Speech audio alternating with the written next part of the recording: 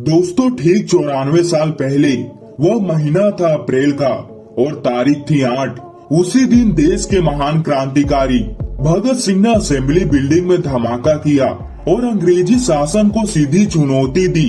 दोस्तों मौजूदा संसद भवन को ही उस समय सेंट्रल लेजिस्लेटिव असेंबली कहा जाता था।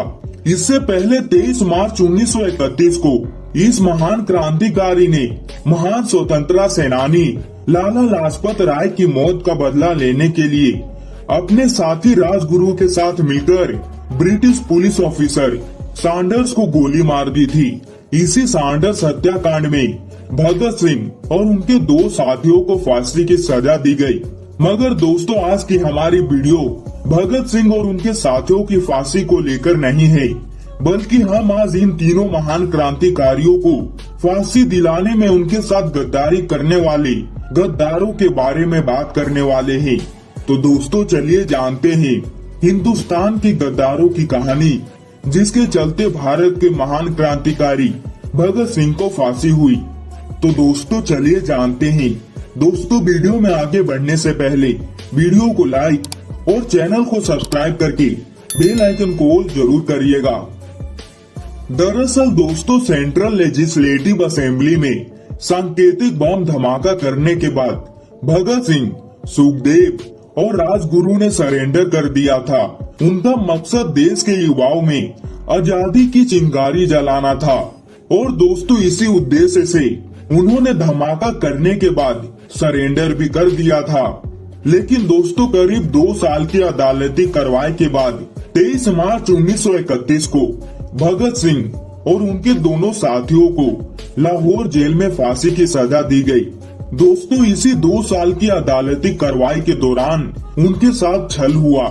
उनके अपने ही कुछ साथी अंग्रेजों से मिल गए और वह भगत सिंह के खिलाफ गवाह बन गए। दोस्तों ऐतिहासिक तथ्यों के मुताबिक मुकदमे की सुनवाई के दौरान ब्रिटिश पुलिस ने Hindustan socialist Republican association HSRA के 5 सदस्यों को अपने पाले में कर लिया।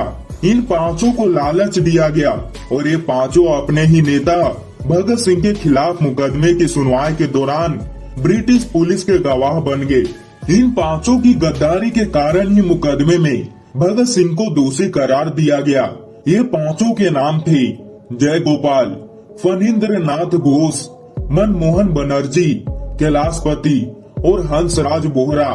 दोस्तों इनमें से पहले 4 गवाहों को ब्रिटिश पुलिस ने 20-20 हजार रुपए दिए।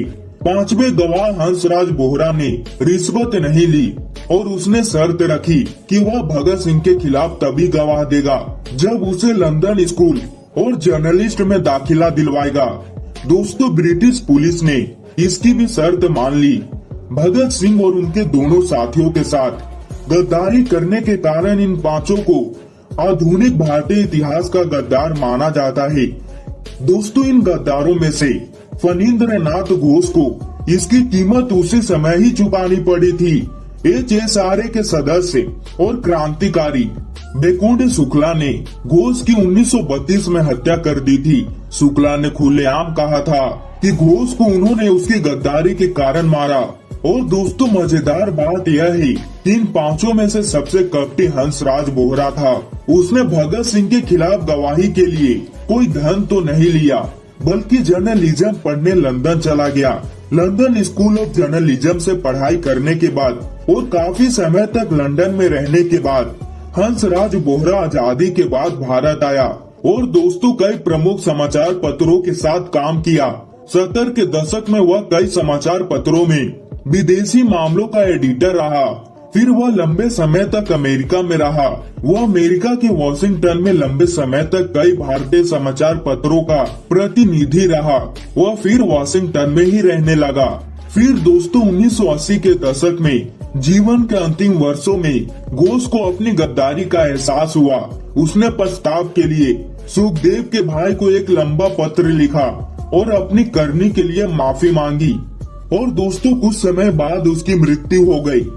तो दोस्तों ये थी हिंदुस्तान के गद्दारों की कहानी, जिसके चलते ही भारत के महान क्रांतिकारी भगत सिंह और उनके साथियों को फांसी दी गई।